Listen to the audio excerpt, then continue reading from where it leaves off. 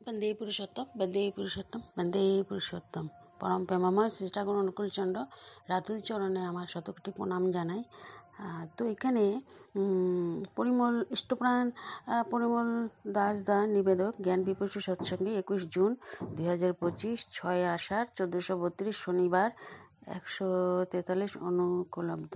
তিনি এখানে সুন্দর একটি মানে লেখা উপস্থাপিত করেছেন, পড়ে আমার খুব ভালো লাগলো এবং সেই জন্য দাদাকে অনেক অনেক ধন্যবাদ এবং আমি সেটা আপনাদের সাথে শেয়ার করছি। পিতামাতা হলেন জীবন্ত গৃহদেবতা। পিতার চরণে নমস্কারে জাগে স্বর্গ, ধর্ম ও তপের পূর্ণতা। পিতৃভক্তি দেবভক্তির গোড়া ভূমিকা।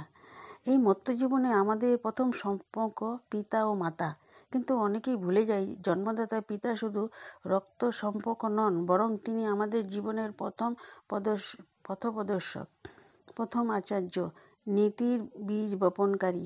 মাতা হলেন বীজ সত্তা ধারণকারী, পরিমাপনকারী, পালনকারী।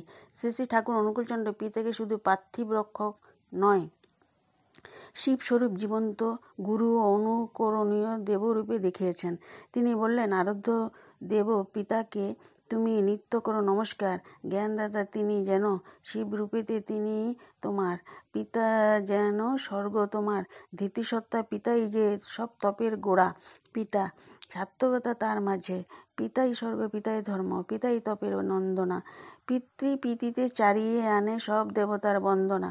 জন্মদাতা পিতা যিনি, প্রণত হয়ে তাহার পায় সব দেবতার আধান তিনি, রাগ ধরে তাই নিশ্চয়তায়।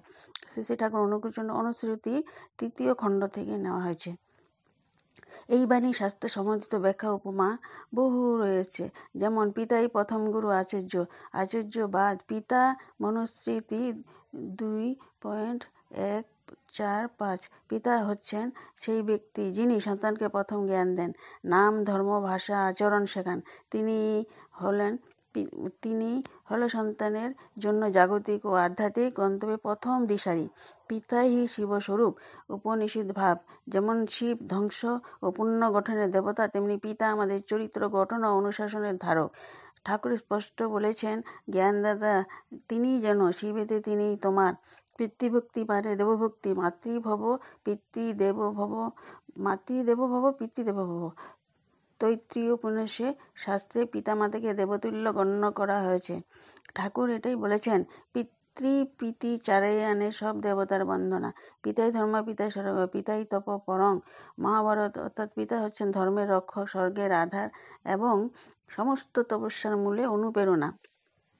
শ্রী শ্রী ঠাকুর এর প্রতিধ্বনি করেন, সব তপের গোড়া পিতা। সাত্ত্বিকতা তার মাঝে। সূর্যের মতো পিতা, তিনি নিজে জ্বলেন কিন্তু পরিবারকে আলো দেন। মূলের মতো পিতা, গাছের মূল দেখা যায় না, কিন্তু তার উপরে দাঁড়িয়ে আছে তার পুরো জীবন। শিবের মতো পিতা, পরিবাররূপী কৈলাসে তিনি ধৈর্য, তপ ও শক্তির মূর্ত প্রতীক। শ্রী ঠাকুর পিতামাতা বা ততুল্য যারা, তারা হলেন জীবন্ত গৃহদেবতা। এই জীবন্ত দেবতায় পূজা যদি এটি হয়, তাহলে অন্য দেবতার প্রসাদ লাভ করা যায় না।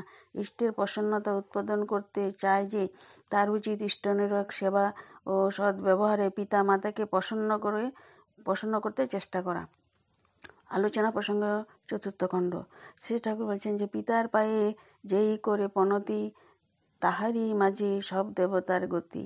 জন্মদাতা নয় শুধু দেহধারক, তার তলে জাগে আত্মার আকার। পিতা শুধু দায়িত্ব প্রদানকারী নন, তিনি জীবনের ধারক, ধর্মের রক্ষক ও চরিত্রের স্থপতি। শ্রী ঠাকুরের বাণী আমাদের শেখায়, পিতার প্রতি পূর্ণ শ্রদ্ধা ও প্রণতি মানে সমস্ত ঈশ্বরতত্ত্বকে উপলব্ধি করা।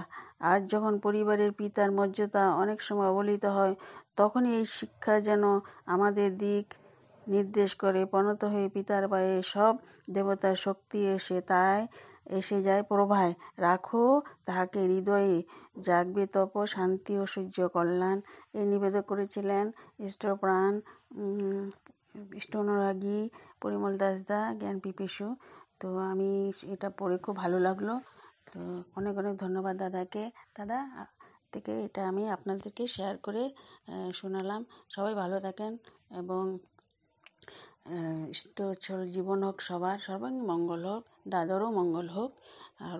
আরও আমরা দাদার থেকে দাদা এইভাবে লিখে যাবেন, আমরা এইসব পড়ে পড়ে আমাদের জীবনে আমরা আমাদের আরও অনুপ্রাণিত হব, আমরা আরও জানতে পারবো। জয় গুরু।